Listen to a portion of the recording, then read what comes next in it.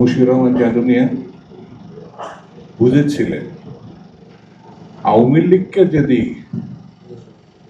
প্রতিদ্বন্দ্বিতায় রাখতে হয় তাহলে এমন একটি দলের দরকার, এমন একটি নেতৃত্বের দরকার, এমন একটি সংগঠনের দরকার যেটি দিয়ে আওয়ামী লীগকে একটু টাইট দেওয়া যায়। যখন তিনি উদ্যোগী হলেন জাতীয়তাবাদী ফ্রন্ট করবেন, তখনই তিনি কিন্তু মাথার মধ্যে নিয়েছিলেন সেই জিয়া রহমানকে। যখন তিনি সেই জিয়া রহমানের সঙ্গে ফ্রন্ট করবেন ভাবলেন, তখন এটা আমার ব্যক্তিগতভাবে একটা জিজ্ঞাসা তৈরি হয়েছিল নিজের মধ্যে, যে একজন সামরিক বাহিনীর লোকের সঙ্গে ন্যাপের মতো একটি সংগঠনকে কোন আলোকে তিনি যুক্ত করবেন। আমি সেই সময় এখন যেটি মহানগর বিএনপির অফিস, ওটাই ন্যাপের অফিস ছিল। আমি গেলাম, যে শুনলাম ওখানেই তিনি বসতেন, কখনো কখনো দুপুরের দিকে বা বিকালের দিকে একটা বেঞ্চ সমতুল্য জায়গায় তিনি মাথা হাত দিয়ে কিছু সময় বিশ্রাম করতেন। আমি যখন গেলাম আর কেউ ছিল না, সুযোগ পেলাম, কারণ তিনি আমার নেতা আর আমরা ছাত্র কর্মী।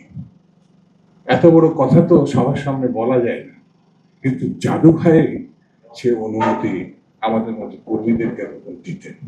আমরা জাদু ভাই একটা কথা জিজ্ঞাসা করি, কিছু মনে নেবেন না, তুই এত হেজিটেশন করছিস কেন, বল না, বলে ফেল। আর ভাষা নেই ন্যাপের মতো একটা সংগঠনকে, একটা সামরিক বাহিনীর একজন জেনারেলের সঙ্গে আপনি মিলাতে চাচ্ছেন, এটা বলে ইতিহাসে আপনাকে সহজভাবে কেউ দিবে না। বলছে, তোকে একটা কথা জিজ্ঞাসা করতে বলতে পারবি, ন্যাপ নিয়ে যদি ইলেকশন করি 10টা সিট পার্লামেন্টে আনতে পারবি?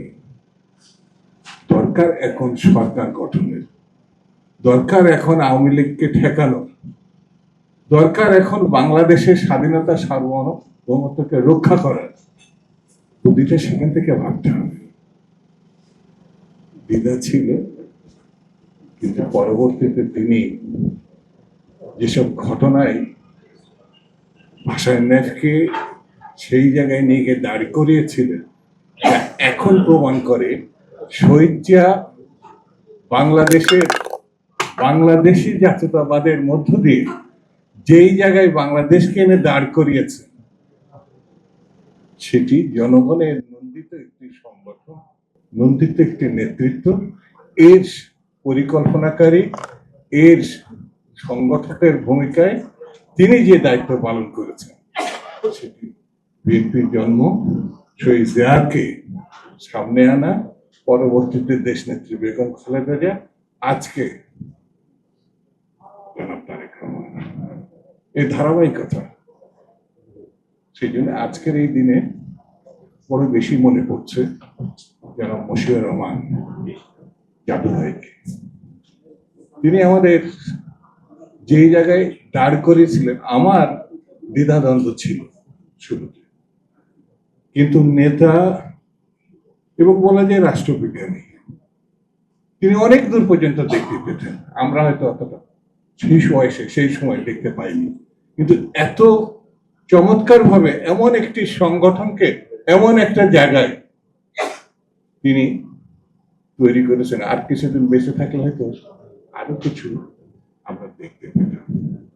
আল্লাহ হয়তো সেটি চান নাই, সেই জন্য উঠে নিয়েছেন।